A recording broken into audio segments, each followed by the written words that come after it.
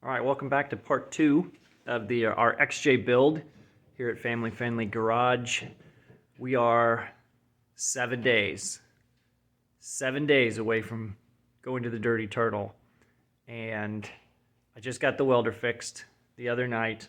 I was able to finish putting the rock guards on it the other night, and today, it's Saturday, it's about 2 o'clock in the afternoon.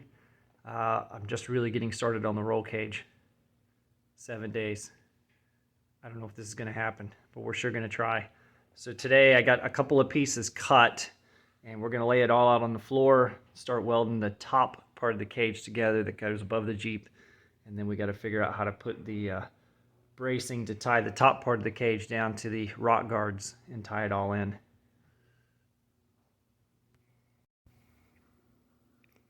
So here's where we're starting. I've got the two main tubes cut that are going to go on top of the Jeep and start to frame out the cage.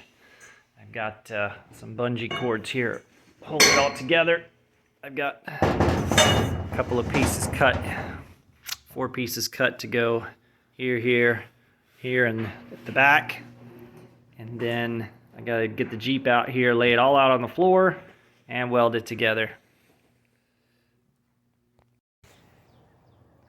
Okay, not that this roll cage is going to be exactly the most precision welded roll cage in the world, but one of the things that I want to do is I want it to at least be a good rectangle. And the way to check that is I basically started using the cracks there in the floor of the garage, and then I measured down to each corner and then measured this way and I measured this way to get it at least close, and then to get it this way and make sure it's not a trapezoid. What you do is you measure across the corners. So you measure right here to there and get your measurement, and then you go measure this side from here over to here, and if you've got the same measurement, then you've actually laid it out in a good rectangle. So now I'm going to go ahead and tack it all together. I'm going to kind of double check it as I tack weld, because as you weld these sections together, when the weld cools, it's actually going to pull the metal a little bit. So I'm hoping that after I get it all tacked together, I'll tack a couple, check it, tack a couple more, check it, and if it starts really getting out of rectangle, then I'll go back and I'll cut those tack welds and adjust it a little bit. But basically, I'll tack it all on this side, check it, make sure it's okay, gently flip it over, tack the other side, and then maybe even come in and tack kind of on the inside like that and that, so as I start to weld all the way around, it's not going to distort it too much as it pulls it. So let's see. Right now, it's the measurements are the same, 100.5 minus 2 on the tape on both sides. So we got a nice rectangle. Okay, now that I've got it symmetrical, what I'm going to do is I'm going to come in here with a permanent marker, and I'm just going to mark all 4 corners here on the garage floor, like that, for each side. And that way, once I start tacking it, I don't really have to break the tape measure out every single time. I can do a quick walk around and just reference that all 4 of my corners are sitting inside my marks. And then if I start to see it go outside the marks, I can go ahead and cut the tack welds out and adjust it as I need to. That actually didn't take as long as I thought it was going to. I got maybe, I don't know, an hour into it. Got it all welded up on both sides. Not too bad. So now I got to see if I'm strong enough to throw it up on top of the Jeep. Then probably put some 2x4s up there to get my height right. And then start cutting and bending the brackets from the bottom up to the top.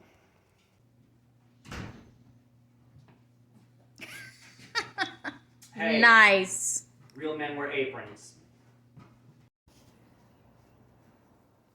To get this squared up where I want it, since I'm by myself, I've got a couple of 2x4s up on the hood or up on the roof in the same place to give it a little bit of space that way. And now what I'm going to do is I'm going to measure between the center set of structural ribs, and I'm going to mark right in the middle of that. Here's my mark, ignore that, put it in the wrong spot. Here's my mark. I'm going to bring a square in here. I'm going to draw a line. I'm going to find the center, And then I'll measure from here over to there, find the center of this, and then I'll line up the front. I'll repeat the process in the back, and then I'll get it in the, and that'll get me in the center where I want. And then I'll measure this way, front to back, and get it adjusted this way. And once it's all lined up, then I'll go down and start measuring, bending, and cutting the side ribs from the rocks guards up to the top there and get those tacked in, and then we ought to start getting some strength to this cage. Here's the problem with using a pipe bender to bend tube. Okay, pipe is measured off the inside diameter when you go and buy it, but the outside diameter then is actually larger than the measurement of the pipe. Okay, so if you're going to go buy 1.5-inch pipe, it's 1.5 in here, but the outside is actually bigger than that. So when you buy a pipe bender, they take into account for that in the die. So your die is actually a little bit bigger than 1.5 inches, or a little bit bigger than 2 inches, because the pipe, again, is bigger on the outside.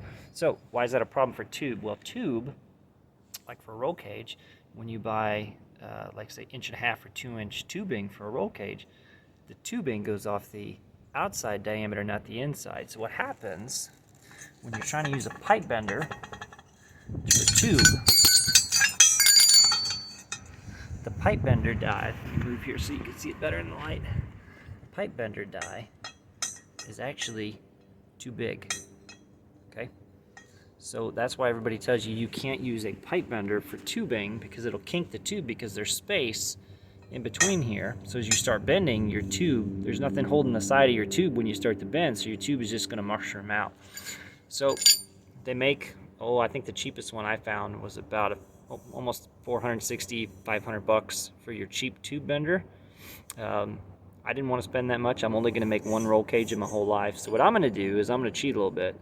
I've made shims, and I've spent plenty of time grinding them to get just the right thickness here. But I'm going to make shims. I've actually made these shims out of a piece of pipe. Okay, so I cut the pipe, so I've got the right outside diameter thickness, and then I just had to trim it enough until I could get it to sit down in there real good. And then I cut a inspection hole right in here into those two pieces, so that when I make the mark on my pipe of where to start my bend, I could see my mark here, I could see my mark here, and I can have my shims in place to keep this tubing from mushrooming out. Now, I may very well ruin a bunch of tube when I do this. I certainly don't recommend this. If you're going to, make your own roll cage or something for your family, you probably ought to just go ahead and spend the money for a tube bender. I'm going to try it. If it doesn't work, I'll go get a tube bender. That's fine. But I'm going to try it and see how it looks. I'm ready to make my first bend. So here's what I'm going to check. Okay, under here, maybe a little hard to see on the video, I've got a mark in the center where I need to make my bend. I've got a mark on my die where the center is. Okay, so I'm all lined up. I know where I need to bend. I've got my level. Okay, and something to hold my pipe up level, so when I bend, if I'm not level, each time I make multiple bends, I'm going to have all kinds of crazy shapes on the other end.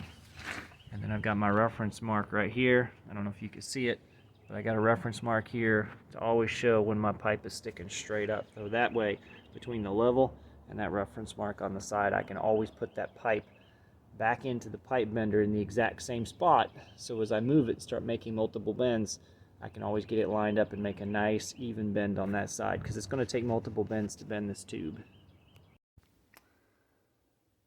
Just finished up for the evening. Saturday is over. We now officially have 6 days to finish the exoskeleton and all the other things that have to happen before we go to the turtle. The bender worked really, really good. Top is all welded up. I still have to tack weld in the legs here. That leg is done. We got to make one tomorrow for the front. And got the legs done for the back. They're at least cut and bent and into position. The other side. And then that leg there is done. So 4 of the 6 or potentially 8 legs, I'm not sure how many we're going to put on it, all finished up. It's going way faster than I thought. and it's so much easier to put the cage on the outside because you've got space to get your welder around everything, unlike trying to do it inside. So I'm glad we went this route. It was going to be a whole lot faster.